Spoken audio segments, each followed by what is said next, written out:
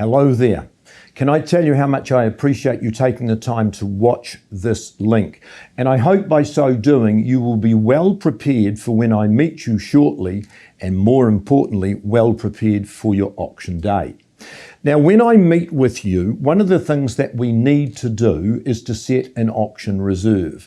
Let me put your mind at ease. At all stages during the auction, you are in charge. And the first thing I tell you is that I'm never going to sell your property, no matter the price, until you say, Phil, sell it.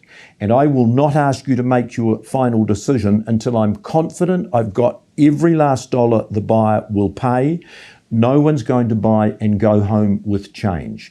So the only reason that we set an auction reserve, it's a legal requirement.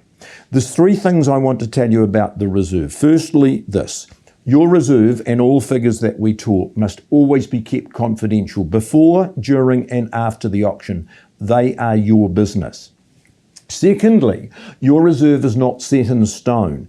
If the last bid doesn't quite reach the desired figure, but you decide the more prudent thing to do is to sell and move on, that's exactly what you'll do.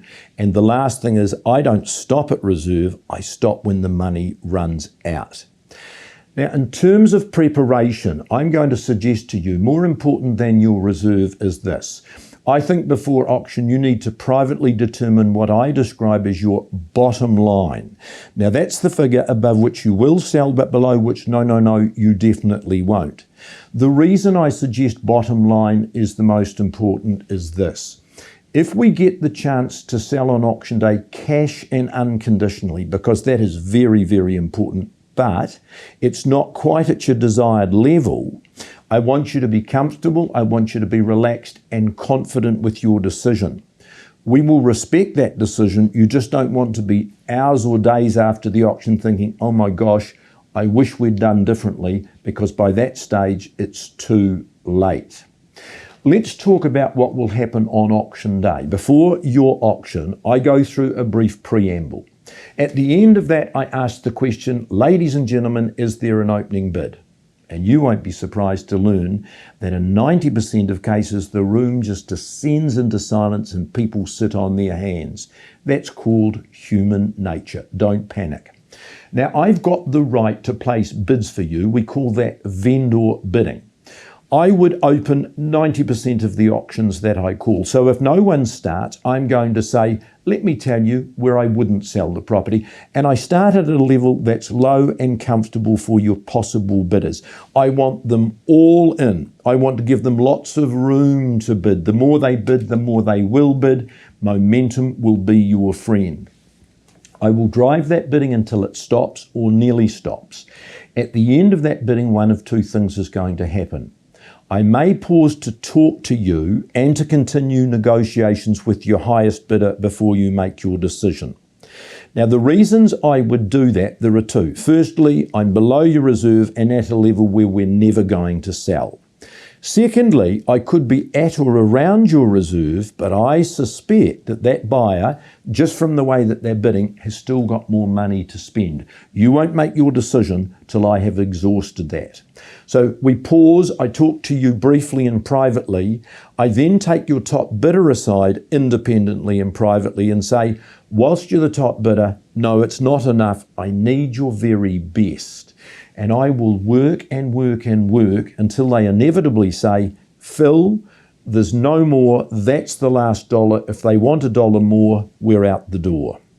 When I think I've got them to what I describe as breaking point and absolutely at their maximum, I will come to you and say, today in the auction room, cash and unconditionally, this is the best I can do. And now it's over to you to make your decision. Now, hopefully you decide the best thing to do is to sell and move on. If that's the case, we go back into the auction room and we resume. And I go back in and I say, I left the room with the bid at this level, top bidder has increased it to this level, and my owners have instructed me to sell if there's no better. Now, sell it I will, that's 100% certain, and sell it at that figure, well, that's 99% certain. And the reason I say 99 and not 100 is that the underbidders who have stopped do have the chance to bid again. But when you've opened a big gap, If they've stopped down here, it's most unlikely they will re-enter the fray at that higher level. And if they do, we will treat that purely as a bonus and never have it as an expectation. Now, remember, I pause if I'm below reserve or I think there's more money.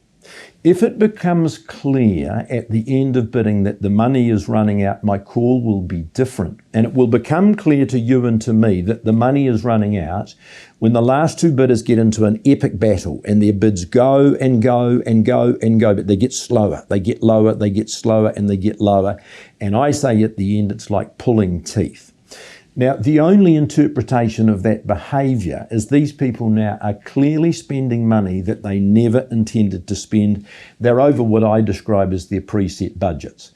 Because if they weren't, they'd impose themselves with a really, really strong bid to get rid of that other person.